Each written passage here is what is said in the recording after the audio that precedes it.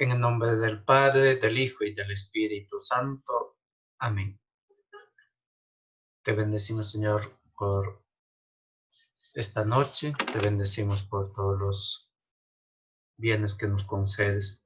Te bendecimos también por el don de la catequesis, de haber recibido el querigma, la fe. Te damos gracias, Señor, por todos aquellos que nos han anunciado a tu Hijo Jesucristo.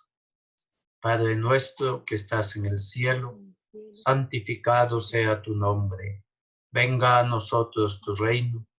Hágase tu voluntad en la tierra como en el cielo. Danos hoy nuestro pan de cada día. Perdona nuestras ofensas, como también nosotros perdonamos a los que nos ofenden. No nos dejes caer en la tentación y líbranos del mal. Amén. En el nombre del Padre, del Hijo y del Espíritu Santo. Amén.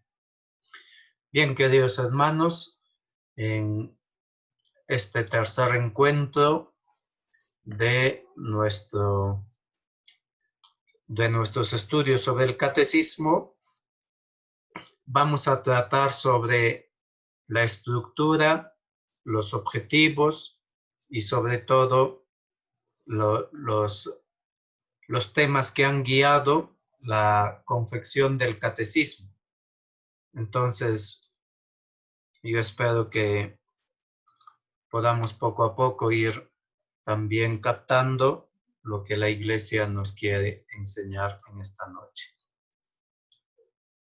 Vamos a titular para esta noche Orientaciones y estructura del catecismo de la Iglesia Católica, ¿no? Cuando dice grabando. Catecismo de la Iglesia Cuando dice Católica. grabando. Él está grabando, tú no grabas. Él está grabando. A los hermanos que... Su sesión. Bien, entonces, el título de esta noche se va a llamar Orientaciones y estructura del Catecismo de la Iglesia Católica. De este modo, con este tercer día vamos a ir terminando lo que de algún modo podríamos ver como el aspecto histórico, la estructura, cómo está entendido. El catecismo, habíamos dicho el día lunes, ha sido entregado a la Iglesia y a todos los cristianos. Los destinatarios directos son los destinatarios directos son los pastores y los fieles y todas las personas de buena voluntad que desean conocer en qué cree la Iglesia Católica. Es decir, es accesible para todo tipo de lenguaje y mentalidad, también de formación académica. Por tanto, este catecismo que ha sido entregado a la Iglesia, a los cristianos, para nosotros es una regla segura para la enseñanza, para la evangelización y para poder conocer también el contenido de nuestra fe. Vamos a ver hoy día, esta noche, estos grandes indicadores, aparte de la estructura, ¿no? Las pistas por donde nos dice el catecismo. ¿Qué objetivo? Estas tres preguntas son los que vamos a responder esta noche. ¿Qué objetivo o finalidad busca el catecismo de la Iglesia Católica? Como un libro doctrinal, ¿qué busca el catecismo? ¿Qué estructura tiene?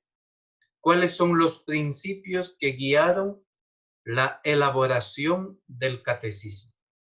Vayamos al primer punto, la finalidad inmediata del catecismo.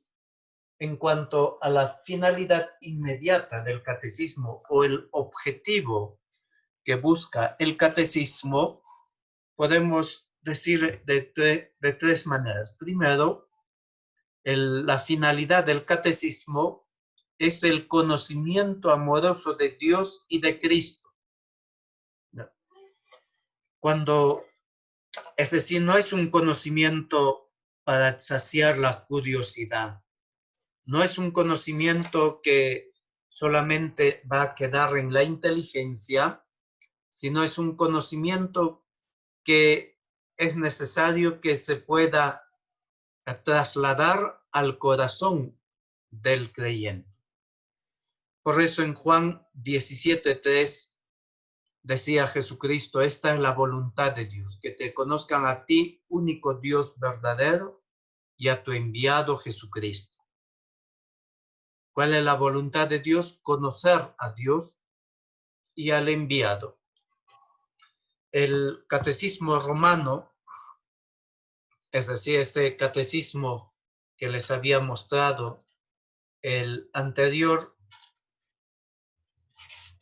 el del Concilio de Trento, este catecismo para los párrocos, este es el catecismo anterior al catecismo de la Iglesia Católica. Entonces, este catecismo actual que tenemos, ¿no? Yo tengo otra versión también, una versión de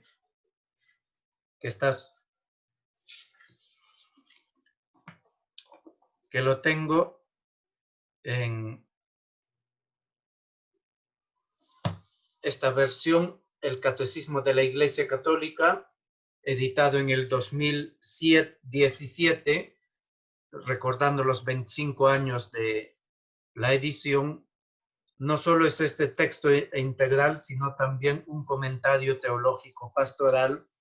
Naturalmente esto lo tengo en puro italiano, ¿no? Entonces,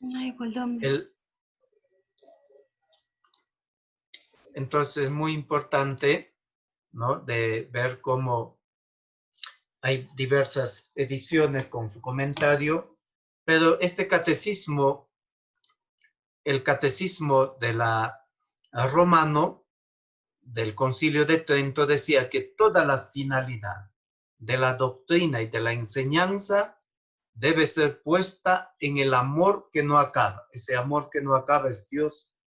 Continúa el catecismo, porque se puede muy bien exponer lo que es preciso creer, esperar o hacer, pero sobre todo se debe siempre hacer aparecer el amor de nuestro Señor, a fin de que cada uno comprenda que todo acto de virtud perfectamente cristiano no tiene otro origen que el amor, amor con mayúscula, Dios es amor, ni otro término que el amor. Entonces, cuando leamos el catecismo de la Iglesia Católica, recordemos que todo lo que nos dice el catecismo y todo lo que nos quiere enseñar el catecismo es un camino para llegar a Dios, es un conocimiento amoroso. Es decir, no solo es un conocimiento seco, no solo es un conocimiento árido. Por eso, para leer el catecismo con provecho, pues hay que, y yo les invito esto a ustedes, hermanos, a poder leer como personas de fe, ¿no? Como personas de fe, sabiendo que el catecismo nos habla de Dios, nos habla de Jesucristo. Ese conocimiento de Dios y de Cristo está marcado por el amor, porque Dios es amor. Y lo dice muy bien este catecismo, esta imagen, Catequismos ex decreto Sacrosanti Concilii Tridentini, ¿no? Catecismo por decreto del Sacrosanto Concilio de Trento. Ese es el catecismo romano de 1566, publicado en 1566. Entonces, las palabras de este catecismo, pues también se recogen en el número 25 de nuestro catecismo actual, ¿no? Número 25 de nuestro catecismo, el primer número que hay que leer, ¿no? Número 25. Por encima de todo está la caridad, por encima de todo, de toda enseñanza, está el amor. En el catecismo número 429 de nuestro catecismo, ya van 2 números, textualmente se afirma que de este conocimiento amoroso de Cristo es de donde brota el deseo de anunciarlo, de evangelizar y de llevar a otros el sí de la fe en Jesucristo. Es decir, que el conocimiento, estudiar el catecismo, no es solo para saciar una curiosidad, sino también para poder evangelizar, para poder llevar a otros la fe en Jesucristo, para que, si es recta y profunda nuestra doctrina, podremos anunciarlo con convicción, pero no solo con convicción, sino con amor, ¿no? Es distinto que yo pueda estar convencido de la doctrina ilemórfica de Santo Tomás o la doctrina ilemórfica de Aristóteles, ¿no? Para eso solamente necesito estudiar la filosofía aristotélica, que es distinto a poder anunciar una verdad en la cual creo y esa verdad que amo. Eso es distinto, ¿no? Y por eso el catecismo no solo me enseña una verdad a secas, sino me enseña a amar esa verdad. Y amando esa verdad, poder anunciarlo, ¿no? Esta es la primera finalidad del catecismo, un conocimiento amoroso.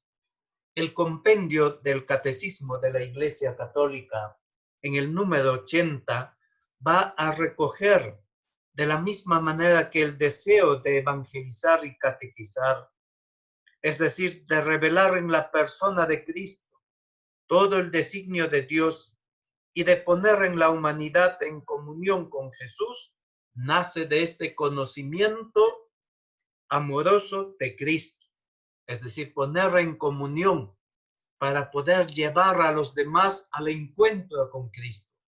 Primera de Pedro 3:15 dice, cuando da razón de su esperanza a todo el que les pida explicaciones, ¿no? Y eso mismo podemos traducir diciendo, dar razón de la fe. Dar razón de la fe a todo el que les pida explicaciones. Segundo, compendio número. Segundo, la segunda finalidad es conocer y experimentar, vivir y testimoniar a Cristo. Hemos dicho primero el conocimiento amoroso de Dios y de Cristo. La segunda finalidad es la segunda finalidad es conocer, pero ya no solo conocer, sino experimentar, vivir y testimoniar a Cristo. Y esto se hace por medio del amor que Dios nos ha tenido y nos ha mostrado, especialmente en la cruz de Cristo. Decía el Papa Benedicto XVI en el número 10 de la Deus Caritas esta es su encíclica del Papa Benedicto. El Papa decía que el amor apasionado de Dios por su pueblo, el amor apasionado de Dios por el hombre, es a la vez un amor que perdona, es un amor que reconcilia. Y esto, ¿cómo ha hecho Dios? ¿Cómo nos ha reconciliado? San Pablo dirá, Cristo nuestra Pascua ha sido inmolado, y por esa inmolación de Cristo nuestra Pascua, pues nos ha reconciliando. Dios estaba reconciliando consigo al mundo en su Hijo Jesucristo, en Cristo. De ese modo estaba reconciliándonos. De tal modo que este amor de Dios se expresa en el corazón traspasado de Cristo. El capítulo 19 de San Juan nos cuenta que cuando ya Cristo ha muerto, a los dos ladrones les quiebran las piernas, pero como ven que Cristo ya había muerto, le traspasan el costado, de donde brota la sangre y agua y sangre, que es figura de la iglesia, de los sacramentos, del bautismo y de la Eucaristía que edifican la iglesia. En el número 478, el Catecismo de la Iglesia afirma que Jesús durante su vida, su agonía y su pasión nos ha conocido y amado a todos y a cada uno de nosotros y se ha entregado por cada uno de nosotros. Esta manera de sintetizar del catecismo, además que es bella, es profunda, porque no solo Dios nos conoce de modo general, sino que Dios nos conoce por nuestro nombre. Jesucristo nos conoce de modo personal. Por eso durante su vida, su agonía, su pasión, nos ha conocido y amado a todos y a cada uno. Es decir, te ha amado a ti, me ha amado a mí, me ha conocido a mí, te ha conocido a ti, ¿no? Y conociéndonos, se ha entregado por cada uno de nosotros. Por eso San Pablo, en Gálatas 2:20, decía que el Hijo de Dios me amó y se entregó a sí mismo por mí. El Hijo de Dios me amó. Pablo está escribiendo. Pablo no había conocido a Cristo en vida. Pablo es un converso. Y el Pablo dice, Cristo me amó a mí. Se entregó a la muerte por mí. De tal modo, hermanos, como nos ha amado, Jesucristo nos ha amado con un corazón humano. Por eso, el Sagrado Corazón de Jesús, traspasado por nuestros pecados, por nuestra salvación, es ese símbolo, esa manifestación del gran amor que Dios nos tiene. Por eso el conocimiento amoroso de Dios y de Cristo requiere una mirada contemplativa de parte nuestra, ¿no? El primero es el amor de Dios Cristo que nos conoce y que nos ama con un corazón humano, pero a ese amor hay una respuesta, una mirada contemplativa de parte del creyente a ese corazón traspasado en la cruz. Benedicto XVI, en una carta que escribía el 15 de mayo del 2006, unía esos verbos, hablando de este amor de Jesucristo, este amor profundo que le ha llevado a dar su vida por nosotros. Decía que para poder comprender mejor lo que significa conocer a Jesucristo, primero conocer a Jesucristo, ¿no? Conocer en Jesucristo ese amor de Dios, debemos experimentar ese amor contemplando a Cristo en la cruz. ¿No? Primero conocer, experimentar ese amor, vivir esa experiencia del amor de Dios. Solamente conociendo, experimentando, viviendo el amor de Dios, podemos testimoniar, ¿no? Podemos ser testigos ante los demás, ¿no? De este amor, ¿no? De Dios entregado por nuestros pecados. Por tanto, este es la segunda finalidad, conocer y experimentar, vivir y testimoniar a Cristo. Tercera finalidad es el lenguaje de la fe y vida de la fe. Podemos ver ahí, con calma lo pueden ver, el catecismo, el número 171. Cuando hablamos del lenguaje de la fe, estamos hablando de ese conocimiento amoroso que nos lleva a experimentar, amar y testimoniar a Dios y a Cristo. Pero este lenguaje de la fe que el catecismo nos presenta también es importante porque no es un lenguaje teológico propiamente, tampoco es un lenguaje exegético, ¿no? Donde se dedica a investigar, yo que sé, la filología, las etimologías, sino es un lenguaje de la fe. Por eso es un lenguaje sencillo, el catecismo, pero al mismo tiempo también un lenguaje profundo, un lenguaje teológico. Ambas cosas están presentes. El lenguaje de la fe más la vida de la fe.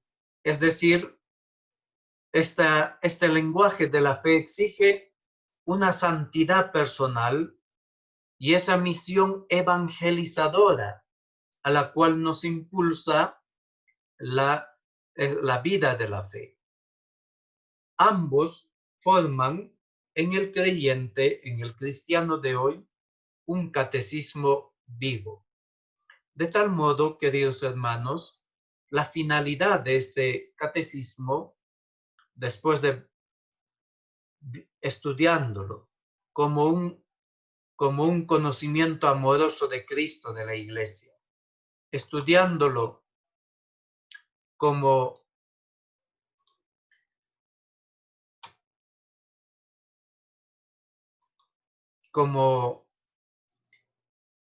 conocimiento y testimonio de Cristo, entonces el cristiano podrá hacer el catecismo vivo. ¿En qué sentido? En el sentido de que es capaz de mostrar el amor de Dios a los hombres del siglo XXI. Por tanto, estas tres finalidades, objetivos del catecismo, pues nos van a ayudar a poder estudiarlo, a poder leer con este conocimiento, sabiendo que no es un libro netamente de estudio, no es un libro de literatura, tampoco es un libro de exégesis o de teología, aunque tenga teología, aunque tenga una profunda teología, es un libro de fe, es un libro que orgánicamente nos transmite el depósito de la fe. Pasemos a la segunda estructura, a la segunda pregunta. ¿Cuál es la estructura? Es una estructura cuatripartita, como dirá el cardenal Schönborn. El cardenal Schönborn decía que es una estructura en 4 partes. ¿Cómo transmitir la fe en un mundo globalizado? Esta es la pregunta que se hacían, ¿no? Esta pregunta que la comisión y los editores del catecismo se han hecho, pues no solamente era una pregunta para poder saber cómo transmitir la fe de modo o qué respuestas dar, tampoco era para quedarse en responder como la apologética, ¿no? Si los protestantes niegan una cosa, vamos a ahí negar. Si los ateos dicen una cosa, ahí vamos corriendo a estar peleándonos con ellos. El catecismo hace una exposición positiva. la pregunta cómo transmitir la fe en un mundo globalizado, en un mundo diverso culturalmente, diverso en lenguaje, diverso en muchos sentidos, pero cómo la fe puede unificar a esta diversidad de culturas. Era una pregunta sobre todo para poder buscar de la manera de hacer presente, hacer actual la doctrina de la Iglesia Católica. El Concilio Vaticano II de 1962 al 65, pues tenía como una pregunta base. Iglesia, ¿qué dices de ti misma? Habían pasado dos guerras mundiales, ¿no? El mundo había visto el caos, la muerte, pero también el mundo estaba viendo cómo la ciencia avanzaba a pasos gigantescos y la teología, ¿no? Pues tenía un método apologético en el cual pues iba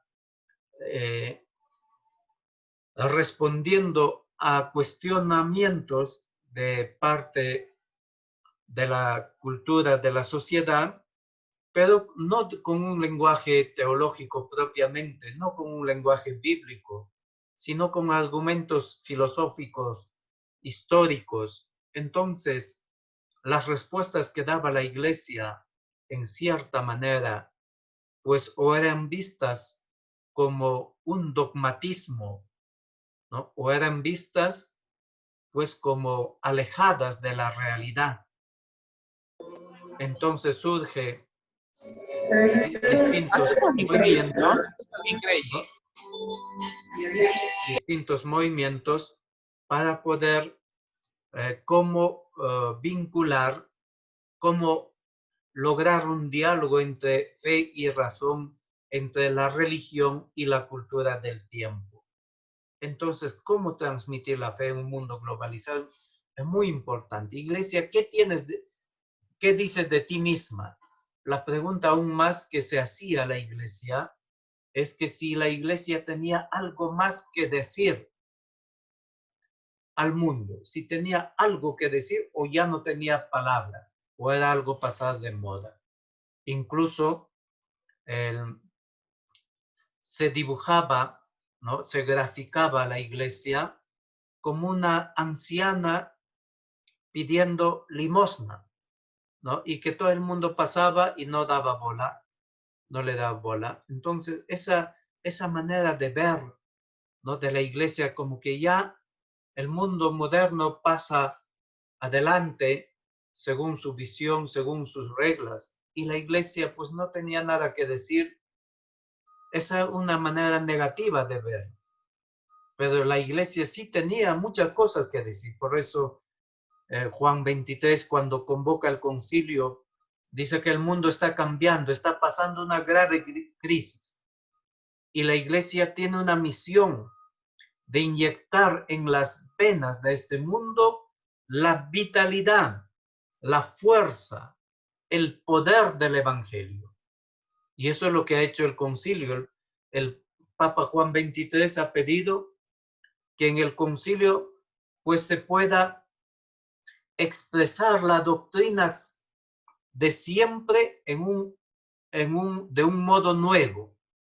A esto va a llamar como el aggiornamento. El aggiornamento de que una actualización, una puesta al día de la doctrina de la Iglesia.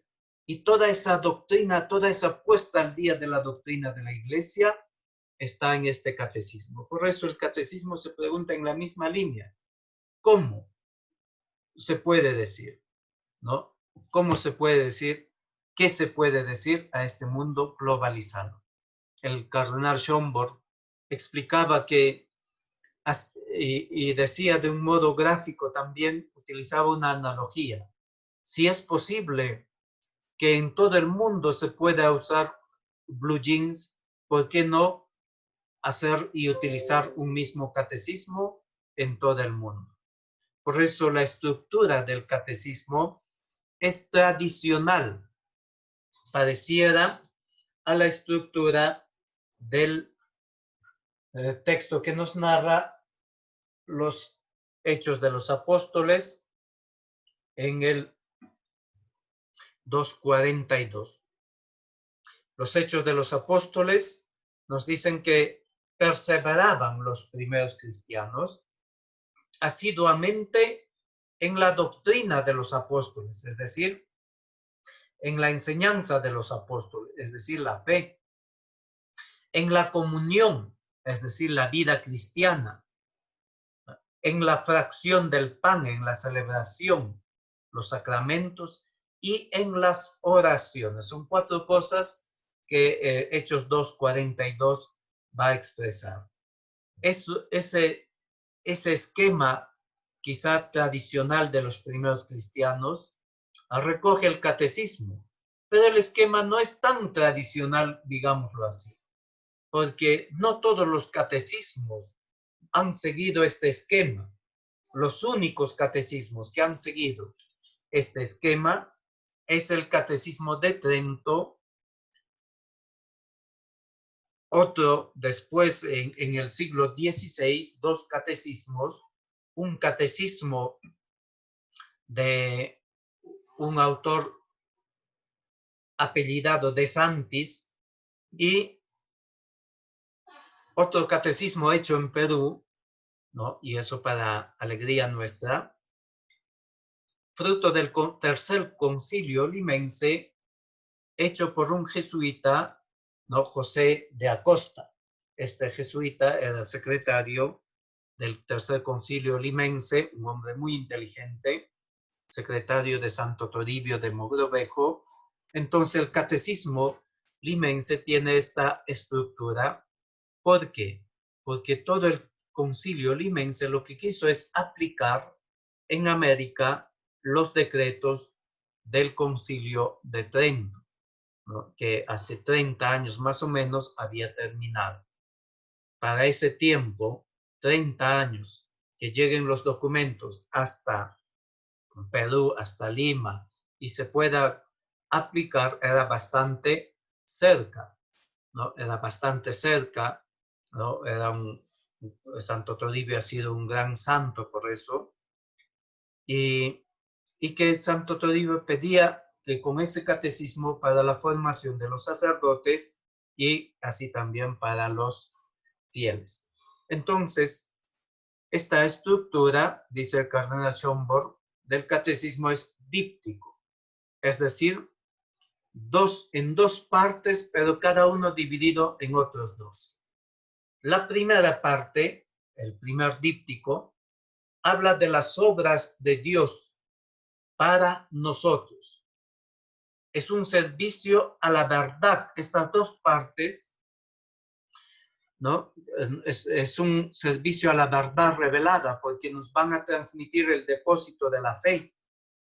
Las obras de Dios. ¿Y dónde están esas obras de Dios para nosotros? Está en la primera parte, la fe, el credo explicado. Entonces, la primera parte del catecismo habla sobre el credo, ¿no? Y la segunda parte del catecismo son los sacramentos, El segundo díptico es nuestra respuesta a los dones que Dios ha revelado. La iglesia que acoge esta revelación es la vida cristiana, es decir, los mandamientos.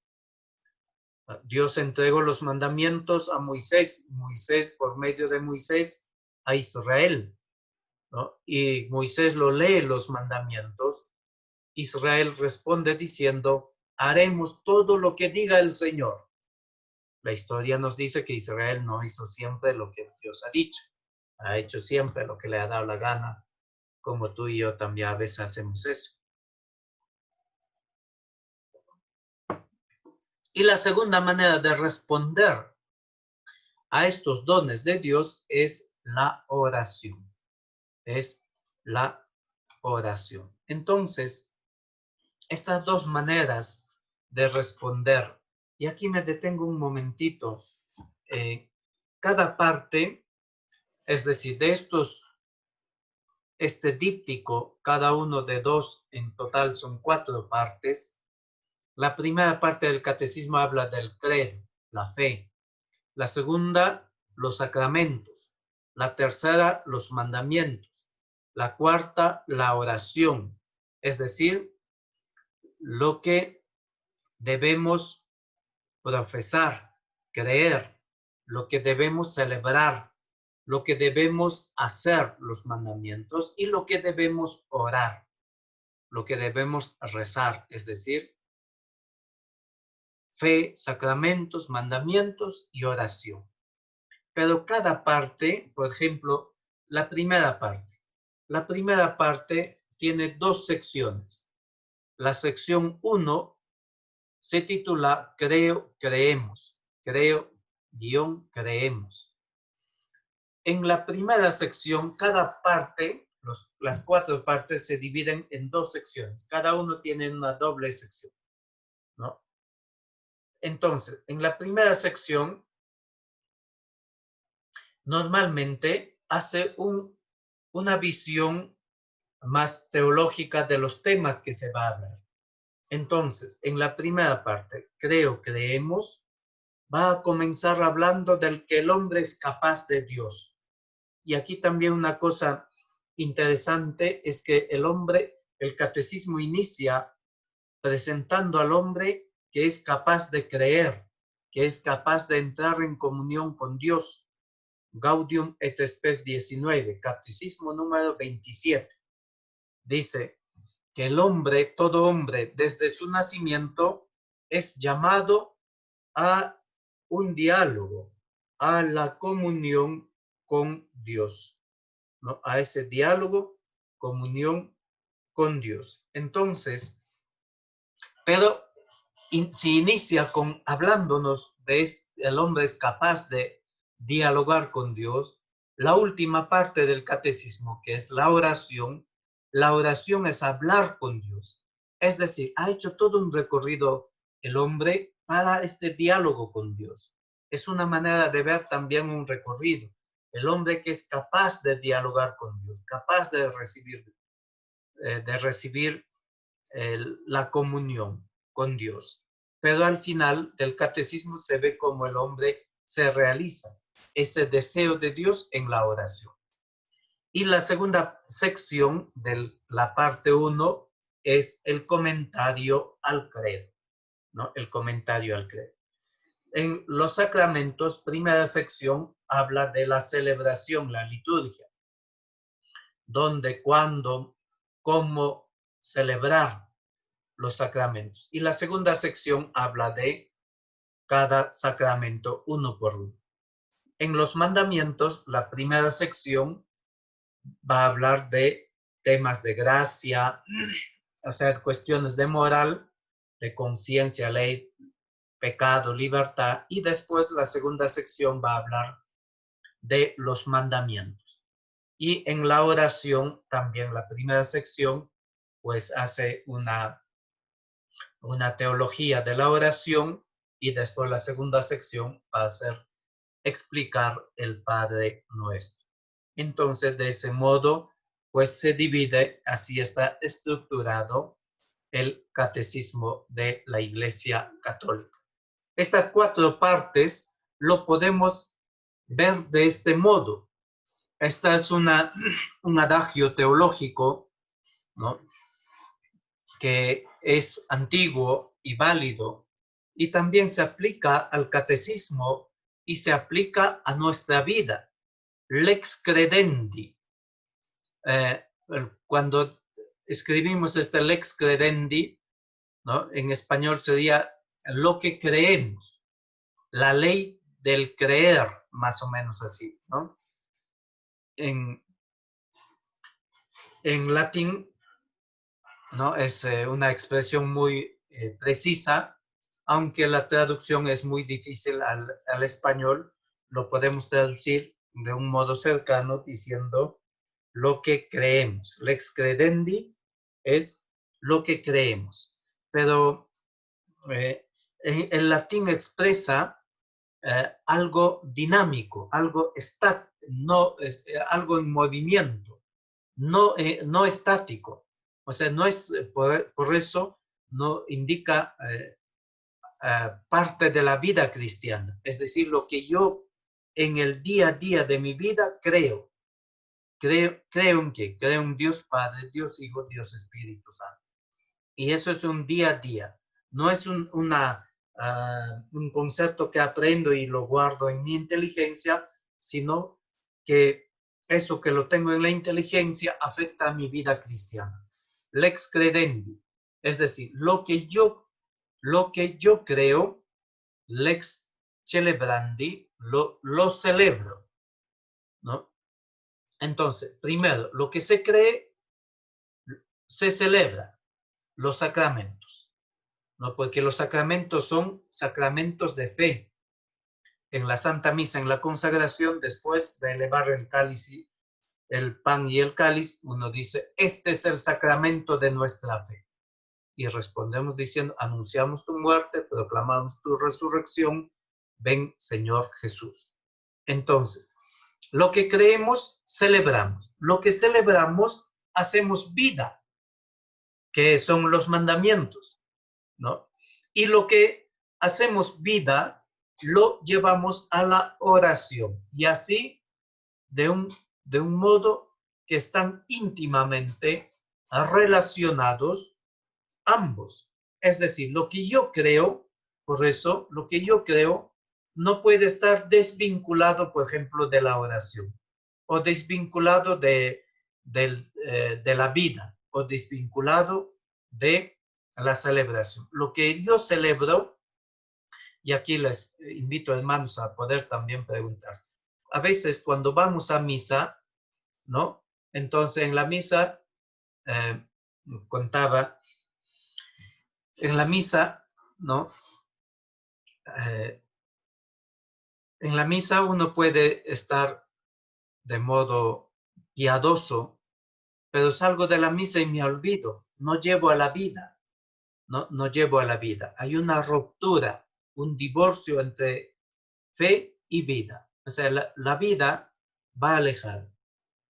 Puedo decir, pero yo creo en Dios, yo creo en la Virgencita, el otro, todo lo que tú quieras. Pero si en la vida no se ve, o vas a fiestas patronales, ¿no? Pero si no se ve en la vida, ¿no? O vas rezando, ¿no? Pero de modo, digámoslo así, como cucufato, entonces como que no se ve en la vida. Algo falta aterrizar. Puede ser una espiritualidad desencarnada, ¿no? Que no aterriza en la vida cotidiana. Entonces, de ahí, hermanos, qué importante, ¿no? Que por eso, si te das cuenta un poquito, puedo ir a una fiesta patronal, cargar la cruz y todo, o el Señor de los Milagros, todo lo que tú quieras, que todo es bueno y santo, pero tengo que dar este paso a la vida. Tengo que dar este paso al creer. Tengo que dar paso a la oración. Si no doy este salto, entonces se queda mutilado. Se queda mutilado. Si yo solo me quedo en el creer, en estudiar de modo intelectual, entonces también queda mutilado la celebración, la vivencia, la oración. Entonces, este círculo, esta mutua relación entre las cuatro partes del catecismo, es muy importante tenerlo en cuenta. Tercer punto. ¿Qué principios ha guiado? ¿Qué principios? Es decir, en todo el catecismo tiene una unidad, tiene una guía que puede llevar, es decir, estos principios directivos son claves de lectura. Esta clave de lectura nos va a ayudar a ver que el catecismo no dice cosas sueltas, sino que hay 7 principios que están estrechamente conectados, que son inseparables. Primero, que podemos, de estos 7 principios, puedes hacer una tesis doctoral. ¿no? En el catecismo para mostrar que estos 7 principios están. Pero bien, vamos a decir de modo rápido para que nos ayude a leer de modo correcto el catecismo. Primero, la unidad de la fe. Ya hemos comentado que no ha sido fácil, ¿no? En la redacción, pues mantener la unidad de la fe. ¿Por qué? Porque primero por la diversidad cultural, ¿no? La diversidad cultural. Pero no solo de los fieles, sino también de los teólogos. La diversidad cultural de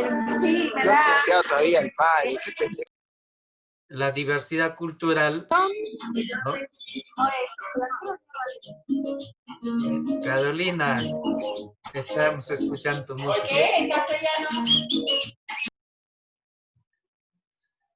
Entonces, decía, la diversidad cultural también en la formación teológica, ¿no? Entonces, unir a todos ellos, pues no ha sido fácil, ¿no? Porque había que, en ese sano pluralismo de la teología, también había una necesidad de poder descubrir la unidad de la fe. Esta unidad de la fe en el catecismo se muestra por varios motivos. Primero, porque Dios es uno y trino. Y en el Dios que creemos todos es el mismo Dios uno y trino, aunque en diversas lenguas y culturas.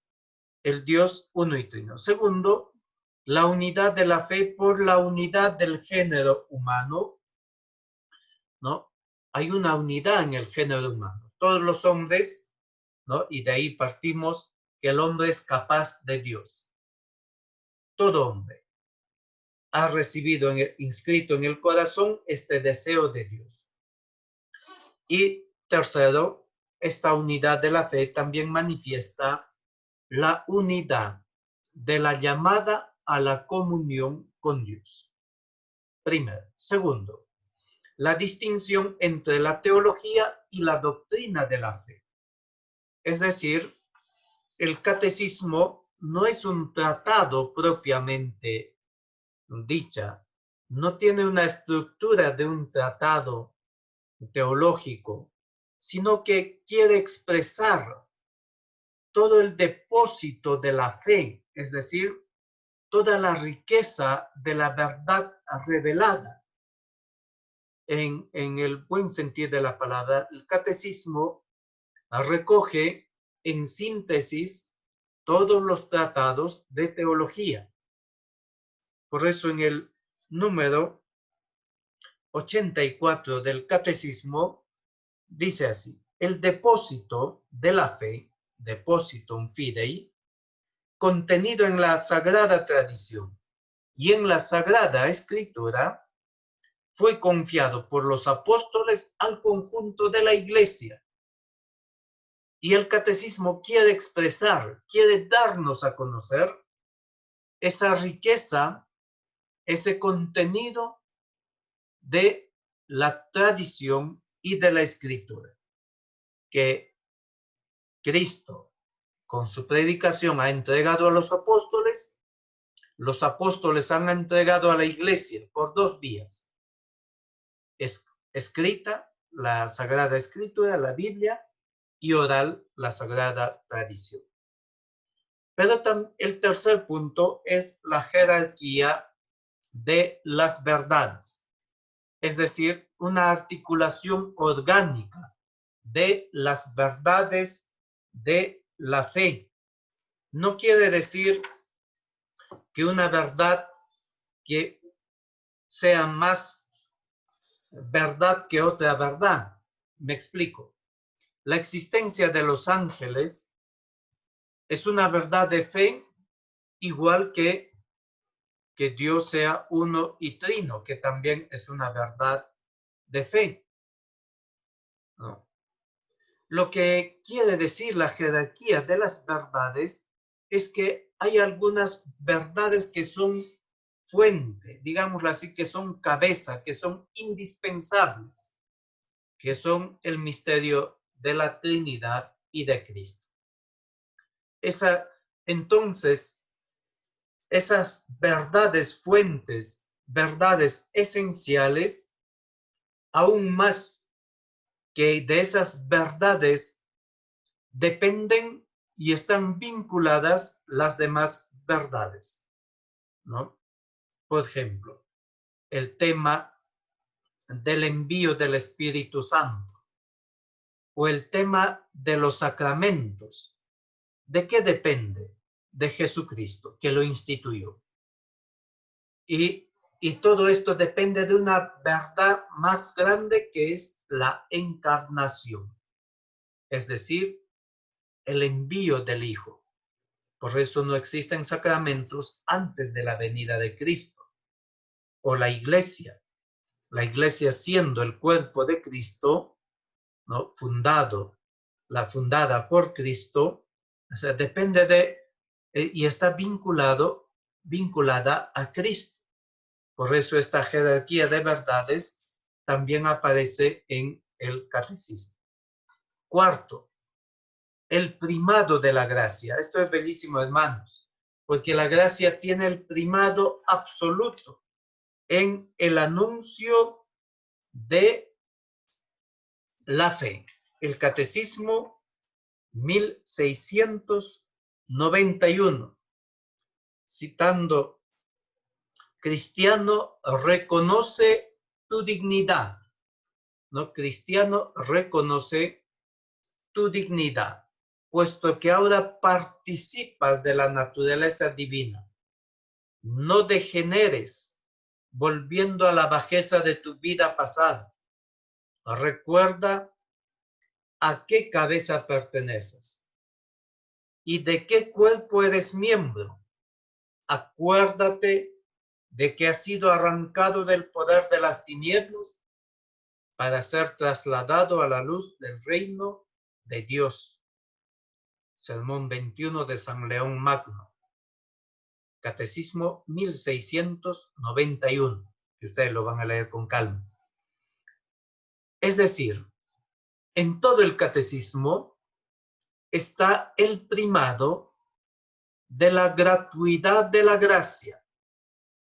El catecismo quiere manifestarnos que todo es don, que nuestra salvación, que nuestra reconciliación con Dios, que seamos templos de Dios nosotros, es gracia, es obra de Dios. Por eso hablamos de esta gratuidad de la gracia de Dios. Mi tesis doctoral consiste sobre la gratuidad de la gracia en San Agustín, una antropología teológica para la nueva evangelización, ¿no? Y después, ya hecho en formato libro, un poco adaptado a un libro, pues la tesis lo he publicado en este libro, La gratuidad de la gracia según San Agustín, ¿no? Y la gracia, hermanos, no es algo, sino que es Dios mismo habitando, obrando en nosotros. 5. La estructura trinitaria del catecismo. La Trinidad es la enseñanza más importante en la jerarquía de las verdades. Y después viene Cristo, unido a Cristo. En todo el catecismo aparece esta estructura trinitaria.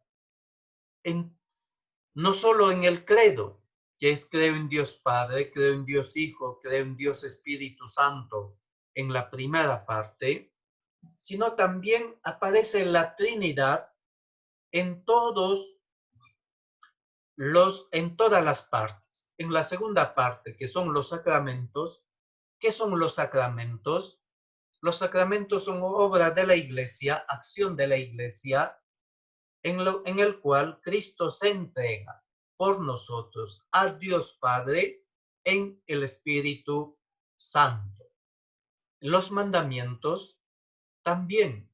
Los mandamientos no son una ley muerta, sino que los mandamientos son vida. Son 10 palabras de vida. Por eso Moisés les dice, haz esto y vivirás. Son 10 palabras de vida. Y estas 10 palabras de vida tienen su fuente en Dios Padre. Pero que Jesucristo lo lleva a plenitud, ¿no? Lo lleva a plenitud, y que el Espíritu Santo es esa fuerza, esa dinamis interior que nos ayuda a poner por obra en nuestra vida esos mandamientos, esas 10 palabras de vida. Por tanto, ¿no? Qué importante esta estructura trinitaria, porque en todo el catecismo aparece. Igual en la oración del cristiano es a Dios Padre, a Dios Hijo y a Dios Espíritu Santo. Gloria al Padre, gloria al Hijo, gloria al Espíritu Santo. Repetimos en la oración el credo, y todas nuestras oraciones pues nos llevan a invocar la Trinidad. 6. El misterio de Cristo. Es otra clave para poder leer el catecismo. Es un principio, es un directivo para poder entender el catecismo, porque la posición central de Cristo en la catequesis es muy, muy importante. El catecismo 426 nos dice que en el centro de la catequesis encontramos esencialmente una persona, la de Jesús de Nazaret. Entonces el centro de la catequesis no son los niñitos, ni siquiera el gran catequista, sino que es Cristo.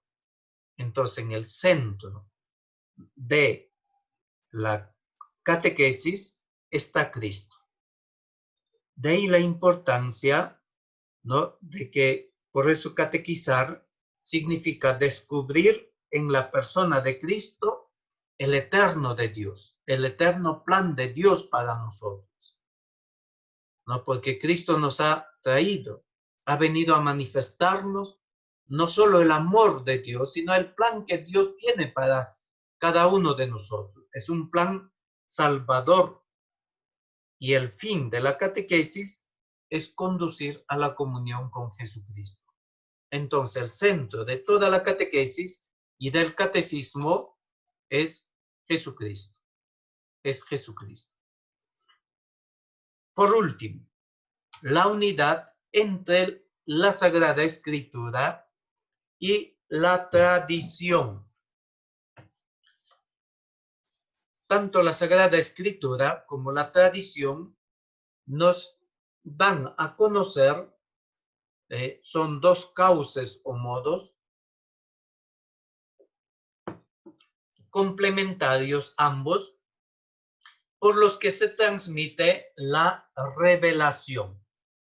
Es decir, que ¿qué es la Escritura? La Escritura es palabra de Dios, ¿cierto? Hasta ahí estamos de acuerdo, que la Escritura es palabra de Dios, ¿sí? Palabra de Dios escrita. ¿De dónde viene su fuente? De la predicación de Jesucristo. A eso llamamos la revelación.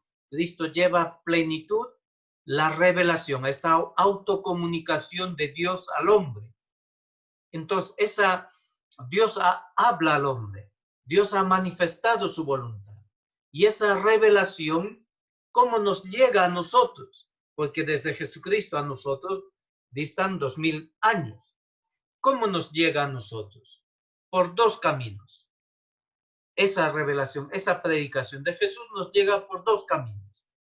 Uno es de modo escrito. Es decir, Jesús predicó de modo oral. Los apóstoles que han escuchado, algunos han puesto por escrito, que es la Biblia. Entonces la pregunta es, ¿la Biblia dice todo lo que Jesús ha predicado? No. Juan 20:31 dice así. Juan 20:30. Que muchas cosas más habría que decir, pero no cabrían los libros si se escribieran todo lo que Jesús dijo. Estas cosas han sido escritas para que creáis que Jesús es el Cristo, el Hijo de Dios. Entonces, ya la misma escritura dice que no todo está escrito. De ahí el fundamentalismo protestante de decir que la sola Biblia, que en la Biblia está todo y no está todo. Entonces, primero, que en la Biblia no está todo. La Biblia es un cauce. Hay otro cauce complementario, ambos, que es la sagrada tradición viva de la Iglesia. ¿Y qué es la tradición? Les voy a dar una definición de Pottmeyer. Pottmeyer decía que la tradición, entendida teológicamente, es la autocomunicación de la palabra de Dios en virtud del Espíritu Santo, por el ministerio de la Iglesia para la salvación de todos los hombres. Entonces, la tradición también es comunicación, es transmisión de la palabra de Dios. Así como la Biblia es palabra de Dios, pero la palabra de Dios no está agotado en la Biblia. La palabra de Dios es más amplia que la Biblia. Entonces, palabra de Dios también es la tradición. ¿Dónde encuentro la tradición? La tradición lo encuentro en el testimonio vivo de la liturgia, ¿no? De la liturgia y en los santos padres. De ahí la importancia de ver a los santos padres. Entonces, el catecismo manifiesta que hay una unidad. Es una unidad. Entonces, se nutre no solo de la palabra de Dios, sino también de la sagrada tradición. De tal modo que en los números 111 al 114 del catecismo nos va a dar una indicación de cómo entender la Biblia, ¿no? Es muy importante, ¿ve? A veces uno dice, es que no sé leer la Biblia, pero el catecismo en todas esas partes nos dice cómo entender, cómo leer la Biblia, cómo interpretar. Primero, prestar una gran atención al contenido y a la unidad de la escritura. Es decir, primero, Antiguo y Nuevo Testamento no son contradictorios, sino que hay que leer siempre en continuidad, se dice a la luz del misterio de Cristo, en una continuidad entre Antiguo y Nuevo Testamento. Porque el Antiguo Testamento, dirá San Agustín, nos habla de Jesús que está latente, y en el Nuevo Testamento Jesús se hace patente, ¿no? Jesús se hace presente, se hace ahí visible, lo que en el Antiguo estaba invisible. Pero también hay que leer la escritura en el texto y contexto. ¿Mm? Texto y contexto. Yo he citado el número Hechos 2:42, ¿no? Pero solo el texto tengo que verlo en qué contexto habla, en qué contexto está hablando. Y eso es muy importante, porque si ustedes un poquito recuerdan, si alguna vez les han hablado a la puerta, les han visitado los protestantes, te van citando de memoria unos textos aislados de todo sentido. Y incluso dándole un sentido nuevo como ellos quieren darle. Pero no el sentido exacto, ¿no? Yo he tenido varias veces de poder hablar, ¿no? Y uno, cuando conoce un poquito la Biblia, se da cuenta de inmediato de esas cosas, ¿no? Segundo, que hay que leer la Escritura en la tradición viva de la Iglesia. Es decir, no podemos desvincular la Biblia, ¿no?, solo a nuestro tiempo, sino hay que leer en esa historia de 2000 años de la Iglesia, cómo la Iglesia lo ha entendido en cada tiempo, ¿no? Y eso es bellísimo cuando uno se dedica a estudiar la Biblia. Y tercero, estar atentos a la analogía de la fe, es decir, qué cosa de la fe nos quiere hablar la Escritura, ¿no? Entonces, en este sentido, queridos hermanos, vamos a volver en los siguientes temas, de modo concreto. Una noche hablaremos sobre el catecismo y la Biblia. Otra noche hablaremos del catecismo y la tradición. Y así sucesivamente vamos a ir dedicando una noche a cada tema. Les agradezco, queridos hermanos, a todos. Esta noche vamos a quedar en este punto de nuestra presentación. Muchísimas gracias a todos ustedes.